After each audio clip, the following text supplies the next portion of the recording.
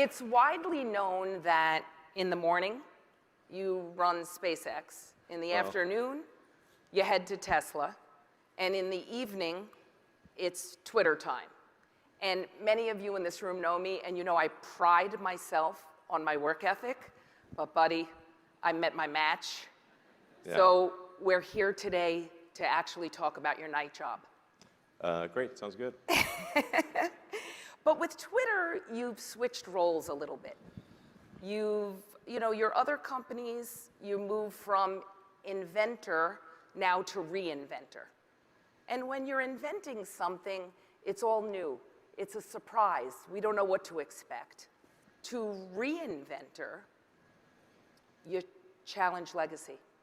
You challenge habits. With Twitter, many of us in this room, we might even go to bed with it in our pocket, on the night table. You challenge rituals. And every marketing executive in this room knows the difficulty of a new formula and the challenge of the delicate balance of a rebrand. And now that's what we're going to talk about today. Yeah, I mean, I'm trying to make Twitter fun and interesting and informative. The optimization for Twitter is maximize the unregretted user time. So it's not like total number of users or anything. It's just total user minutes unregretted, and we actually hit an all-time high just yesterday. So it's going well. It's entertaining. So I think entertaining is one way some people in the room describe Twitter today. It is. Train wrecks arguably are entertaining. Train wrecks happen sometime. They happen sometime if you're dedicated. Like a train wreck. You got to be dedicated to fixing them. But I think it's important to start with your vision of Twitter 2.0. Yeah. You yourself wrote, "I would like to die knowing that humanity has a bright future." It's actually been quite apparent in all your other businesses, from the early days of PayPal to Tesla to SpaceX to maybe you contemplating a new AI company. Yeah. But how does the better humanity for the future fit into your Twitter 2.0 vision? Yeah, so, I mean, obviously with the goal with Tesla is to advance sustainable energy. With SpaceX, we've got Starlink, which is providing internet to the least served in the world, and also hopefully getting humanity to Mars and back to the moon, so we have an exciting future. I mean, it's important to bear in mind, like sometimes people say, like, why waste any money on space? Like, don't we have enough problems on Earth? But the thing is that, like, everyone needs a reason to be inspired. People need a reason to wake up in the morning. It can't just be about solving problems. They have to be things that really get you in the heart. I think I just killed the mic. Okay.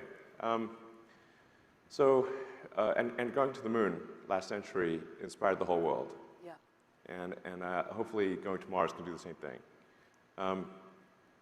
So then, it's a great question. Why take some time away from that for Twitter? And Mike, what I think is essentially, in order for civilization to advance, we've got to have freedom of speech. We've got to have a digital, yeah. So, thank you. It's a bigger deal than you'd think. And it's the kind of thing that you don't know what you're missing until you don't have it. And in a lot of places, people don't have it. And so it's important to bear in mind that the nature of free speech is, the acid test for it is, are people you don't like allowed to say things that you don't like? Otherwise, it's not free. It can't be just things that you like, because eventually somebody's not going to like what you say, and they're going to shut you up. And that's the essence of free speech, and that's why it's the First Amendment in this country. And if we lose that, I think we lose the bedrock of democracy. So the bedrock of democracy, I would imagine, is important to everyone in this room. And you talk about the importance of freedom of speech. Yesterday, you posted a new policy that was titled "Freedom of Speech, Not Freedom of Reach." That got my attention. Yes. Tell us about your new policy. Right, so freedom of speech, not reach, is important in that, you know, like if somebody has something hateful to say, it doesn't mean you should give them a megaphone. They should still be able to say it, but it needs to be not then pushed on people. So if, you know, you can go like in Times Square in New York, and you can hear people say all kinds of crazy things. That's fine, but we don't broadcast that to Earth. So if somebody wants to say something that's technically legal, but is, you know, by most definitions hateful, we're not going to promote that to people. We're not going to recommend hateful content to people. We'll put that behind a warning label saying this speech is probably something you don't want. So, and now this is something we have to be very careful that we roll out, and that it does not become, what is intended to be good does not become bad. So we want to be delicate with the freedom of reach, not speech, freedom of speech, not reach. So we're taking it easy, but it's just, yeah, if people are saying things that are, you know, making you sad or encouraging negativity, then we're not going to amplify that, which Twitter has done in the past. So how is this new policy different from the other platforms? I don't know the other platforms. I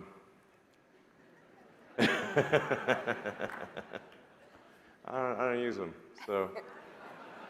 That was not a softball question. I want to go on record.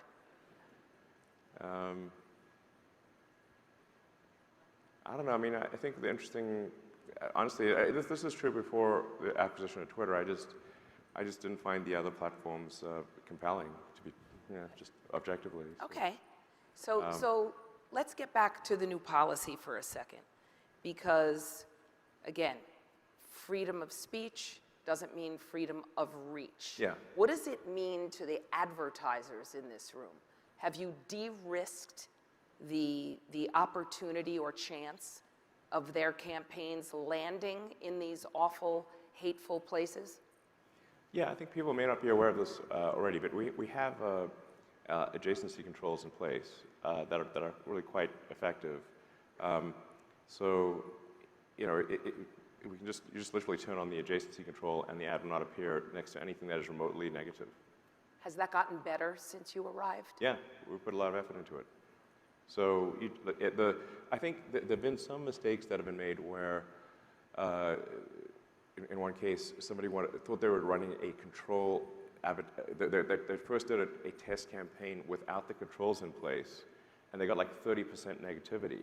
It's like that should never be done. You must put the controls in place because we have excess inventory on negativity. So.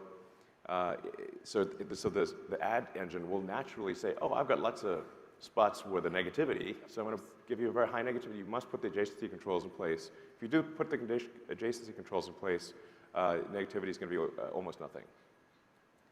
So this is a good early step of your impact since you got to Twitter, no? Yeah, absolutely. I mean, it's worth noting that, I mean, Apple has remained a major advertiser. Yeah. Disney has remained a major advertiser. They literally advertise children's shows on Twitter, and they wouldn't do that if it was filled with hate speech. I want to get back to the labeling and this new policy. Who decides and how does it get decided that it's labeled? As what I think some people have talked about, if you've said it this way yourself, if it's awful but lawful, it's going to stay up, it just won't see sunlight, you won't amplify it. But who decides that labeling? Well, we have a set of words. And we open sourced the recommendation algorithm. We're also going to open source the words that are associated with the you know, freedom of speech, not reach. And people can argue over the words. I think they're, you know, reasonably accurate. And like I said, it is working, or Disney would have pulled their ads a long time ago, and they haven't. So, yeah. But I think in order to really build trust, you have to have transparency. it can't be that here's this black box, something's happening in here, we won't tell you what it is, trust us. I think that's BS. If you want to trust something, you've got to know how it works. And so that's why we're open sourcing the algorithm. Now, open sourcing the algorithm is kind of embarrassing. People have found all sorts of things that were wrong and foolish and misguided with the algorithm. And we've actually fixed, I think at this point, over 100 issues with the algorithm. So it's actually been very helpful to open source it. And we're going to open source the entire thing.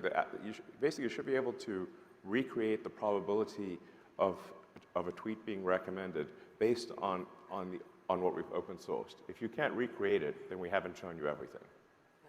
So it's really complete transparency, and I think that's the only path to trust. I don't think there's another path.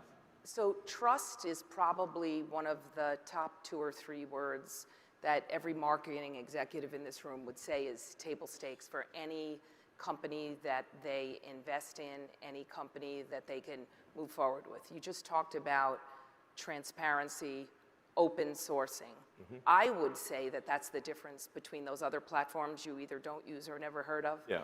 And open sourcing or transparency is, again, another one of those table stake requirements.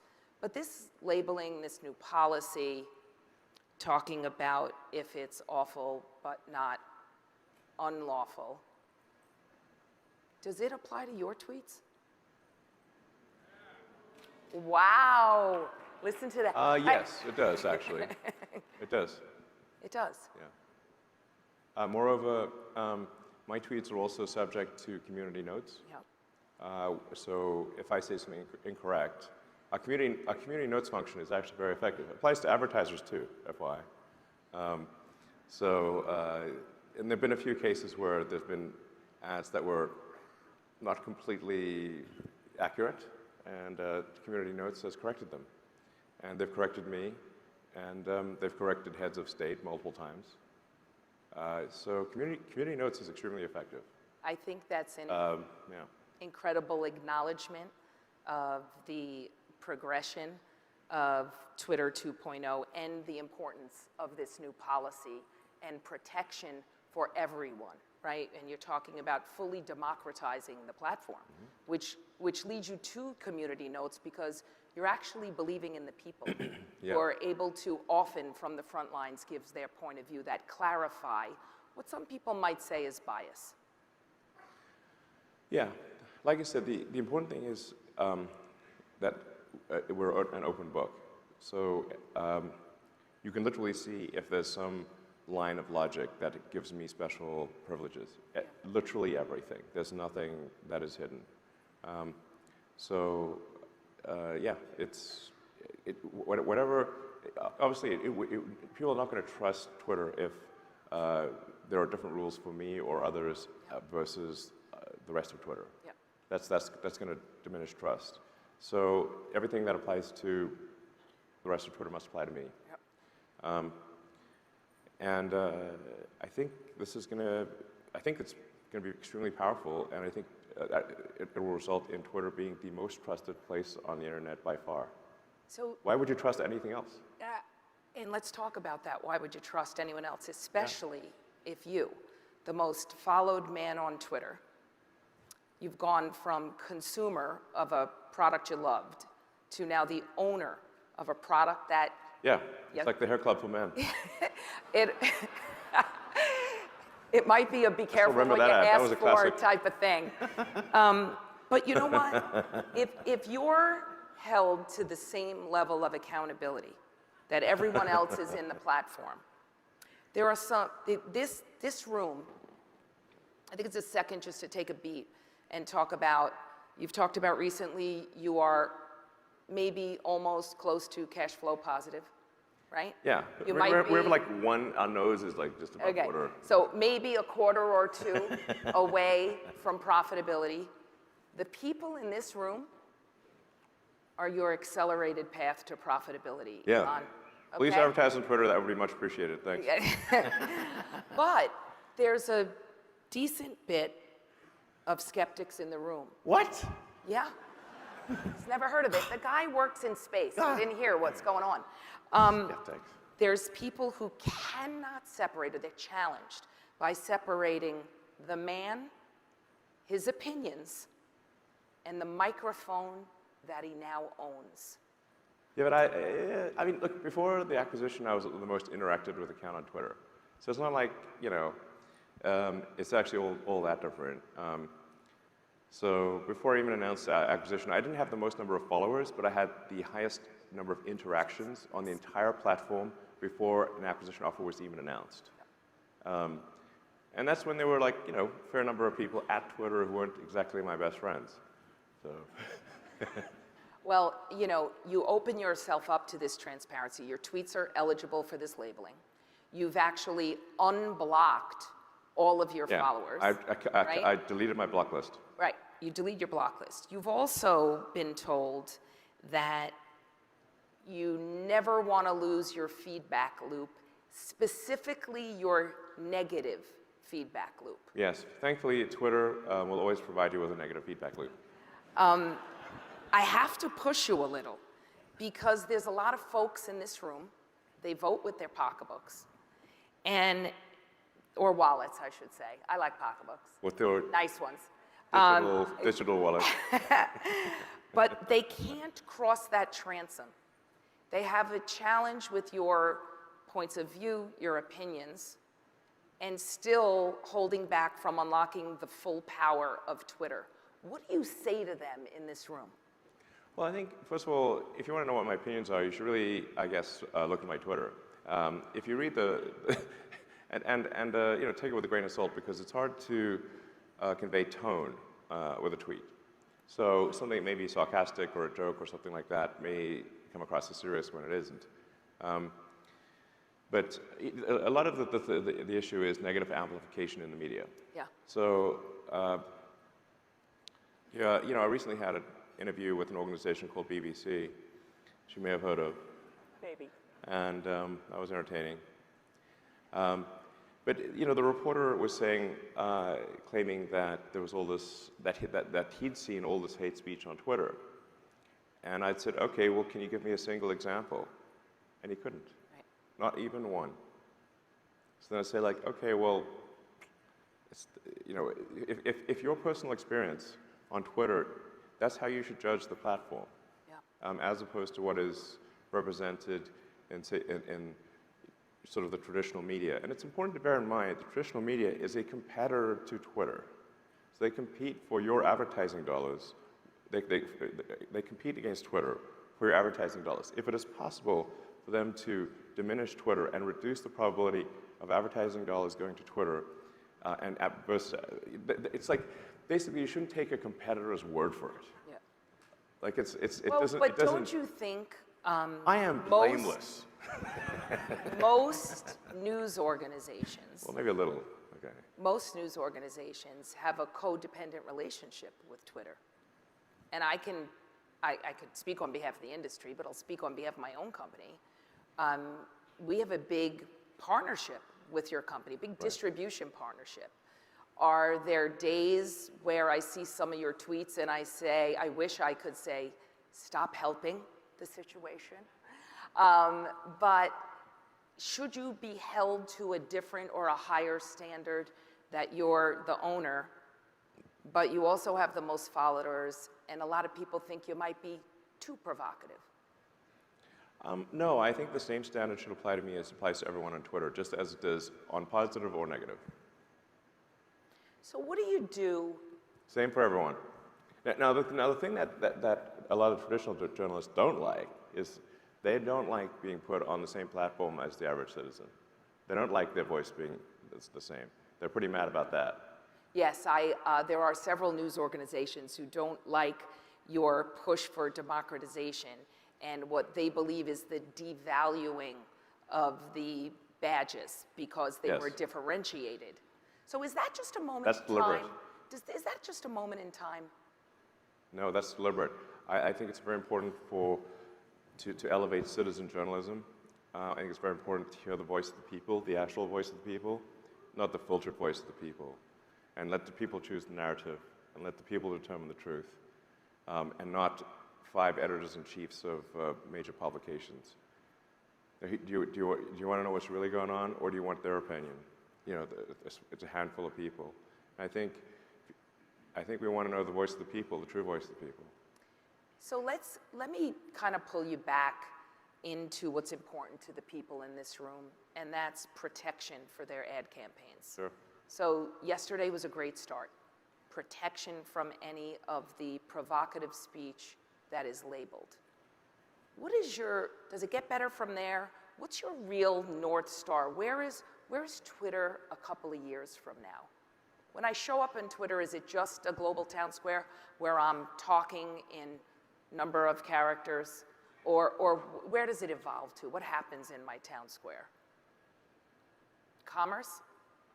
Yeah, I mean, what I've said is that Twitter is effectively an accelerant to an idea I've had for a long time, which is, I call it sort of X, the everything app. Yeah. Which is to have a sort of a platform that is so useful that you find it is essential to conduct your life. So that means, like, we obviously do payments. We provide, really make a good, meaningful communication privately as well as publicly. So that means we need to have a direct message system that offers voice calls, video calls, encrypted communications so that your communications are private and Twitter and others cannot spy on them. And just be incredibly useful. So you've got a massive platform. You have a vision that is a spectrum of just daily open sourced conversation.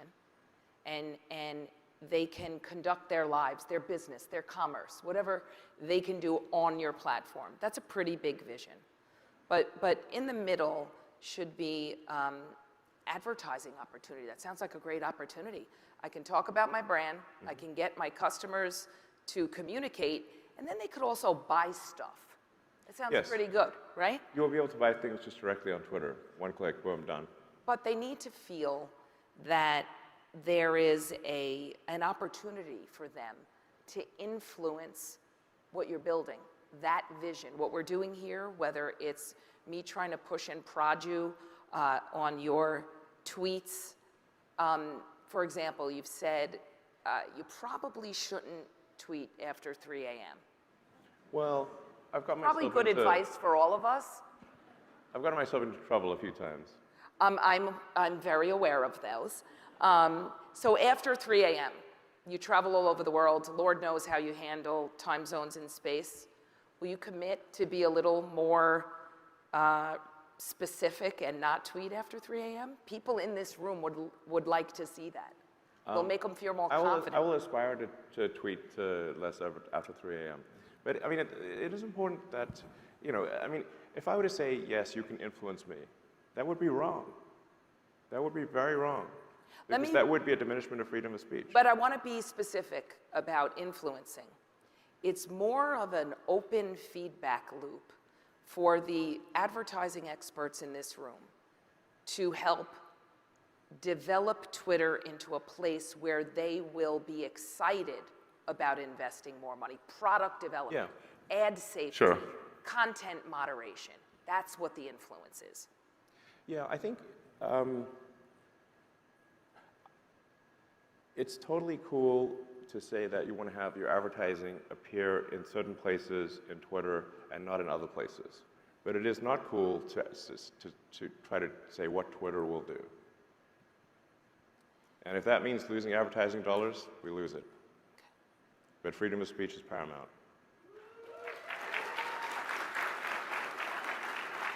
So Twitter 1.0 had a very well-populated, much-loved influence council. I think we need to change the name. Elon does not want to be influenced. But it was really a recurring feedback loop from your key stakeholders, your advertisers, where they had recurring access or would have recurring access to you. Would you commit from this stage today to reinstate that council to be named later? Well, I don't think it should be influence council. And you have to say, I would be wary of that creating a backlash among the public, because if the public thinks that their views are being determined by a small number of CMOs in America, they will be like, I think, upset about that. But feedback, I think, is appropriate. And at the end of the day, if somebody's spending money for their ad campaign, it needs to yield results for their organization, or it doesn't make sense. And that includes the sort of softer perception issues as well as the more direct, does it move the needle on sales? So there's legitimate concerns that advertisers have that I want to hear. And we're going to move to live Q&A after the prepared questions, and perhaps you can ask some of those right here. Because I think some of these things should be discussed in an open forum. Yeah, so I think having, getting, I mean, the reason I'm here is to get feedback. What is this but feedback, and to be asked questions. And we're trying to achieve here a sensible, middle ground, or try to satisfy a range of things, which is how do we ensure that the public has their voice, even if you don't like the voice at times, but also that you're able to serve your brands and improve the perception of your brands and improve sales as well at the end of the day. I mean, I think there is, when advertising is relevant to users, and especially if the message is entertaining and interesting, it's content. And then the other side of it, if the ad is not relevant to the user and it's perhaps strident or something, then obviously that's spam. So advertising can go all the way from spam to compelling content, and I really want to focus on obviously the compelling content side of things. Make it relevant, make it interesting, funny, informative. And I think you're right. I think that's actually where this room can help with the feedback. They're experts in knowing with the right consumer set that they're trying to reach what is relevant, what makes good advertising. And since I think I heard that you committed to continued feedback, it might be a good time, like Twitter, which is where it happens in real time, to open up the room to questions. Elon has suggested that he's open. Okay, we have a few. So please, ask Elon. You want to go?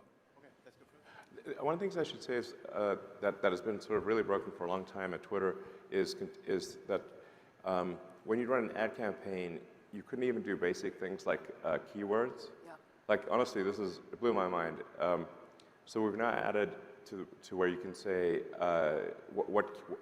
as simple as it sounds, what keywords do you want an ad to appear next to? So if a tweet has a certain, is about a subject, then you should be able to put the ad right there.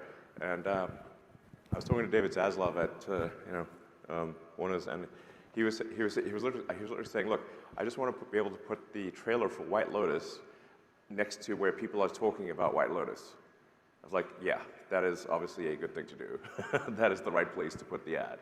And so, as mind-blowing as it is, Twitter did not have that functionality until recently, which is insane. But now it does. So, talking about listening to, key advertiser partners, listen to what David said, and we're doing it. So now, bingo, you can have White Lotus ads next to White Lotus discussions, which is exactly where it should be. So it's a new beginning. All right. All right, we're going to start. Thank you. On your side? Elon, thank you so much. Over to your left here, my name is Jonathan Berry. I'm from the Dunhill Family Office and the Earth Trust Fund, focused on regenerative innovation and exponential technology. I'm absolutely obsessed with the work that you're doing in the world. Thank you for incarnating in this lifetime and helping all of us ascend to the next level of this experience of life. I'm curious about your thoughts on alignment with AI. Oh, man. And what are the strategies that are currently being implemented? I'm currently creating my own alignment protocol, which I would love to submit to your team. I like it. Well, I wasn't expecting an AI discussion right off the bat.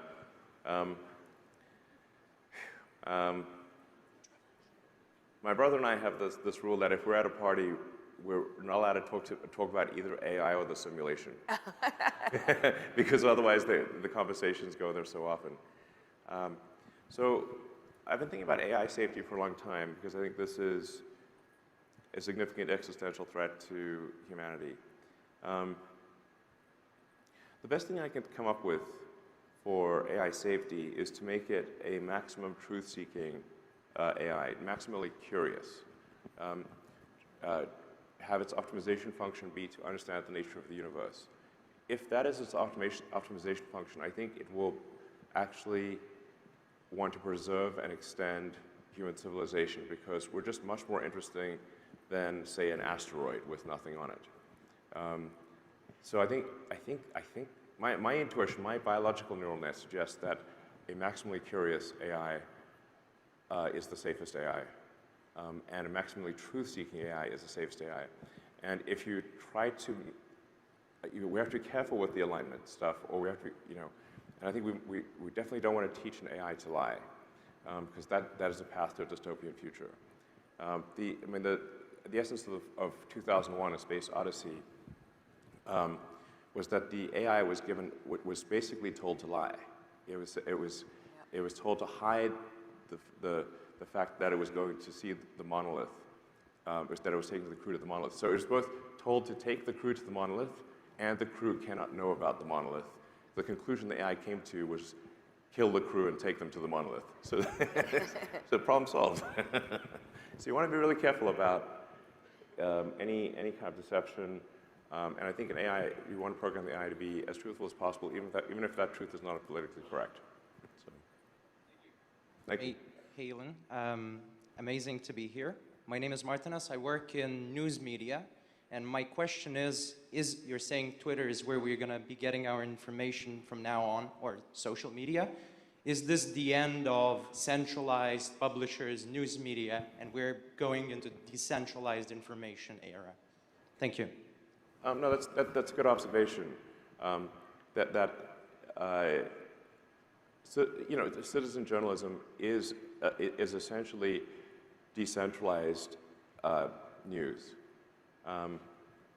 Now, this will obviously be, if somebody is a great writer for the New York Times or Journal or Post or whatever newspaper, the Herald, if they're a great writer, they will still gain a significant following as a function of their excellent writing.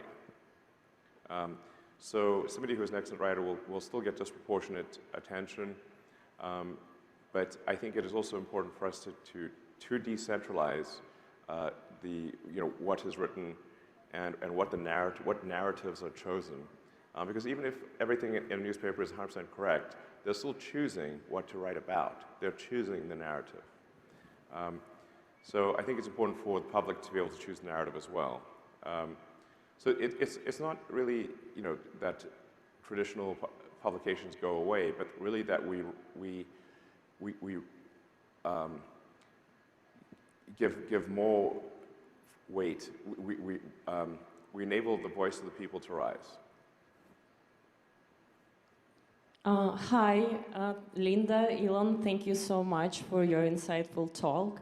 My name is Maria. I run PR and marketing company focused on tech and Web3. I live here in Miami, but originally from Russia. I wanted to ask you two questions, if you allow me. First one, why did you make blue tick, verification tick on Twitter paid? Is it strictly for profit, or there was some other logic behind it? And second question is, can I take a selfie with you? Well, I think there might be quite a line on the selfie front. But honestly, selfies are the bane of my existence. But sure.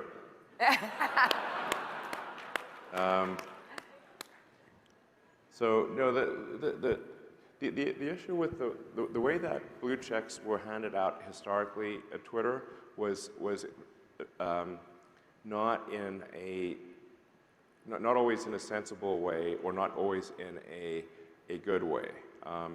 And so, and the same check was given out whether you were sort of a government official or a major company or a person. So there wasn't really any distinguishment between what does a blue check mean. And a lot of blue checks were, you could have been an intern at a small publication 10 years ago and you still have a blue check. And then a lot of them were for sale. And not for sale on the dark web. I'm talking about you could Google blue check for sale and buy a blue check.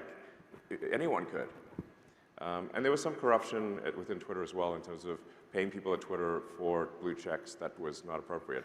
So the question is, how do we clear all of that out? And how do we create, within reason, a level playing field so that, like I said, the average citizen can be a journalist, and that we really want to judge journalism. We want to judge stories based on the quality of the content, not the publication that is behind it. And there are some incredibly good individuals who maybe couldn't get a job at a major newspaper, but actually they're great writers and they're incredibly truthful and good. So it was really just to kind of level the playing field. And the thing about you can get one for like $7 a month if you do it on the web, which is, it's not a lot, but it gives us the added element of requiring a credit card and a phone number from a reputable carrier. And so this is I mean, we're going to get kind of technical here, but it's a necessary defense against bots. That's right. So today, with advanced AI, they can pass every kind of test for a human. So you can actually create on one computer 100,000 accounts. So then that all sound human and pass every human test. So how do you know which one's real? So effectively, by charging a small amount of money and requiring a credit card and a phone number, we increase the cost of a fake account by literally 1,000, if not 10,000. And so, and my prediction is that any social media company that does not require a small amount of money and does not do verification will cease to be relevant. I mean, I can go to talk forever if you want. One more? One more. So it's not up to me, it's really up to you guys. I'm happy to talk longer if you want. Hi, my name is Carol Christ, and I had the great honor to serve as First Lady of Florida. And it's an incredible honor to be here with all of you and this beautiful conference. And this is an extraordinary panel and this discussion and the great work you do for humanity, our planet. And I'm just so impressed with everything you're doing at Twitter and how open you are with everything you're doing. I think it's a great service to our country and the world. And I really am very grateful to you for that.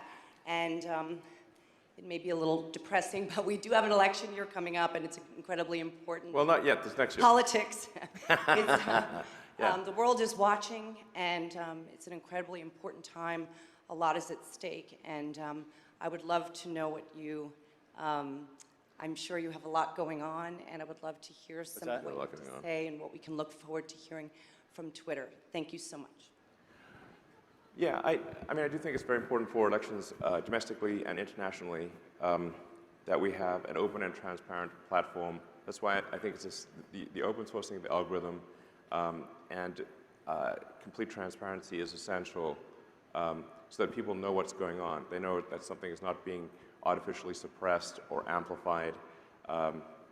And so, as I mentioned, when we open sourced the recommendation algorithm, now there's still other elements of Twitter that haven't been open sourced but will be. The public found many errors in our recommendation platform that we fixed, and we'll keep doing that. What really matters is there both the reality and the perception of a platform that the public believes that they can trust. And like I said, if you don't have anything that's not, any platform that does not have transparency, I wouldn't trust it with a damn. So I think what we heard today is some really important and profound things. First of all, Elon has committed to being accessible to everyone for continual feedback. He's also opened up himself to also participate in the new transparency and safety rules that they posted yesterday. Just remember, right? Freedom of speech doesn't mean freedom of reach. And if freedom of speech, as he says, is the bedrock of this country, I'm not sure there's anyone in this room who could disagree with that. Could I get a round of applause for that? Yeah. But I want to be clear. The path here today wasn't without a lot of chatter, because this guy is here. There's always a lot of chatter. But I believe if this is a marketing conference for marketing executives that influence culture in this country, it is the responsibility of everybody in this room to offer a helping hand and to say, how can we help? How can we make it better? So I say we're open for solutions, and you got a man who's committed to try his best not to tweet after 3 a.m., but open to your feedback. And I'd like to really thank everyone who's spending their time here today. Thank you. Thank you.